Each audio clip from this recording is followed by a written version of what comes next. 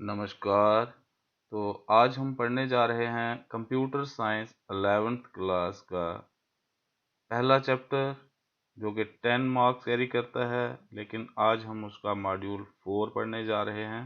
3 modules, जिसमें history of computers, generations of computers, functions of computers, वो सारे हमने कवर कर लिए हुए हैं।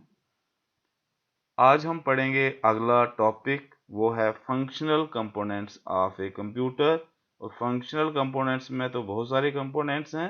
इस मॉड्यूल में हम कवर करेंगे इनपुट डिवाइसेस। तो सबसे पहले इनपुट डिवाइसेस होते क्या हैं, इनका काम क्या है, ये हमारे किस काम में आते हैं, पहले ये हम पढ़ते हैं। Input devices, data and instructions are entered into a computer through input device. Data and instructions are entered into a computer through input devices. Input devices के थ्रू ही हम डाटा और इंस्ट्रक्शंस कंप्यूटर में इंटर करते हैं। ये क्या करते हैं? Converts input data and instruction into a suitable binary form which is stored in the memory of a computer. क्योंकि computer is an electronic device, so it can work only with binary data, that is 0 and 1. 0 is absence of voltage and 1 is sufficient presence of voltage. तो ये जो input devices हैं, input units के through input data और instructions को binary form में convert करते हैं, उसके बाद कंप्यूटर की मेमोरी में सेव कर देते, स्टोर कर देते हैं। तो सबसे पहला जो हम ले रहे हैं इनपुट डिवाइस, वो है कीबोर्ड। तो keyboard it is most commonly used. ये तो आपको पता ही है, कोई भी छोटा मोटा काम करना है, सबसे पहले मोस्ट कॉमनली यूज होता है, दैट इज कीबोर्ड। इसमें होता क्या क्या है? अल्फाबेट्स होते हैं, डिजिट्स होते हैं, special characters, cursor, control keys, insert key, delete key, function keys and some control keys. ऐसे तो जनरली आप जो 1 1 2 3 4 या अल्फाबेट्स को यूज करोगे, लेकिन बहुत सारे और भी यहाँ पे फंक्शंस इसके रहते हैं, बहुत सारी और भी कीज इसमें रहती हैं, वो कभी ना कभी कहीं ना कहीं पे यूज होती हैं। और इसलिए सबसे पहले जब हम कीबोर्ड की बात करते हैं, तो सबके बारे में, सारी कीज के बारे में नॉलेज होना जरूरी रहती है। जो बेसिक कीबोर्ड होता है उसमें तो 101 कीज होती हैं, लेकिन कुछ जो और बहुत सारे कीबोर्ड्स की टाइप्स हैं, उनमें बहुत और भी कुछ कीज रहती हैं। At the right side of the keyboard is the numeric keypad with numbers and basic mathematical functions. Right side पे इसके क्या रहता है? न्यूमेरिक कीपैड रहता है, जिसमें नंबर्स होते हैं और बेसिक मैथमेटिकल टूल्स होते हैं, एडिशन सब्ट्रैक्शन के लिए वगैरह वगैरह। तो at the top of the keyboard are the function keys, F1 to F12 यानी कि F12। Their functions depend upon the program being run। जो प्रोग्राम रन हो रहा है उसके फंक्शंस उसमें रहते हैं। ये functional keys according to the program, different software के हिसाब से डिफरेंट उनके यूज भी रहते हैं। अब आपको कीबोर्ड फिजिकली कैसा होता है आपने देखा हुआ है, फिर भी आपको एक बार दोबारा से दिखाते हैं, क्योंकि अभी हमें हर एक की को ध्यान से देखना है। तो ये कुछ फंक्शनल कीज रहती हैं। ये बैक स्पेस है, लेफ्ट वाले कैरेक्टर को यहाँ पे कर्सर होगा, उसके लेफ्ट कैरेक्टर को रिमूव करेगा। ये डिलीट की है, ये राइट वाले कैरेक्टर को करेगी। होम से हम सीधा कर्सर को लाइन के शुरू में ले जाते हैं, एंड से एंड पे ले जाते हैं, और इस तरह से ये कुछ, ये लाइन ऊपर वाली लाइन, ये नीचे वाली लाइन, ये लेफ्ट राइट साइड और ये लेफ्ट साइड कर्सर को लेके जाती है। फिलहाल जो मेन चीज है वो कर्सर रहता है, कर्सर को ही इधर उधर ले जाना इन सब चीज का काम रहता है। उसके बाद माउस, इसको हम पक भी बोलते थे। तो ये पॉइंटिंग डिवाइस होता है, एक हाथ में पकड़ा जाता है और उसको मूव किया जाता है क्रॉस। उसके बाद 3 बटन इसमें रहते हैं, left mouse button, scroll button, right mouse button. Left के 2 काम रहते हैं, एक बार क्लिक करोगे तो सेलेक्ट करेगा, 2 बार क्लिक करेंगे तो ओपनिंग करेगा जो भी जिस फोल्डर की या ऐप की जिस पे वो पॉइंट कर रहा होगा माउस।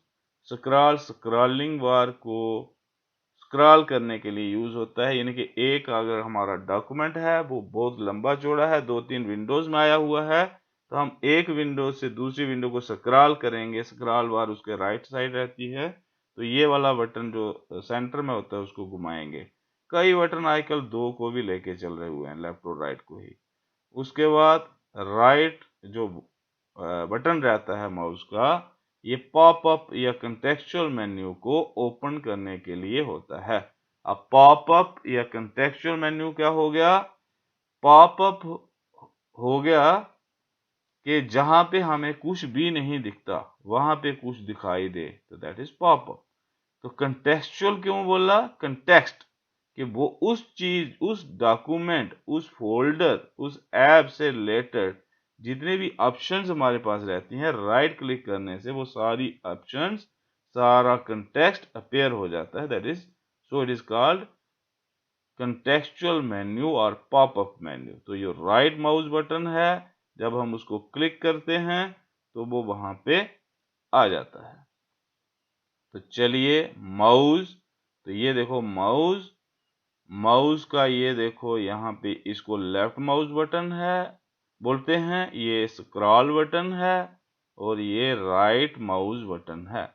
माउस को जब पकड़ा जाता है तो जो राइट हैंड की बड़े वाली हमारी फिंगर होती है वो इस पे रखी जाती है, जो उसके लेफ्ट वाली इधर और उसके राइट वाली इधर, बाकी थंब और लास्ट वाली फिंगर जो बची उससे हम माउस को यहां से और उस साइड से रिस्पेक्टिवली पकड़ के रखते हैं, लेकिन इसको नीचे सरफेस के साथ लगा के रखते हैं, क्योंकि सरफेस के साथ ही रब होकर ये अपना काम करता है।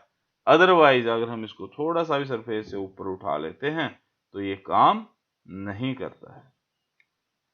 आगे चलते हैं, बात करते हैं स्कैनर की। तो स्कैनर भी एक इनपुट डिवाइस है। आजकल तो सब आपको पता है, आप सबको पता है कि स्कैनर क्या चीज है।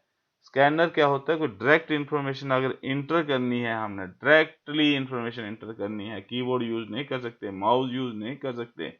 अगर हमें कोई फोटो इनपुट करवानी है तो कैसे करेंगे? स्कैनर पे रखेंगे, स्कैन करेंगे। These are capable of entering information directly into the computer. Users do not have to type the information.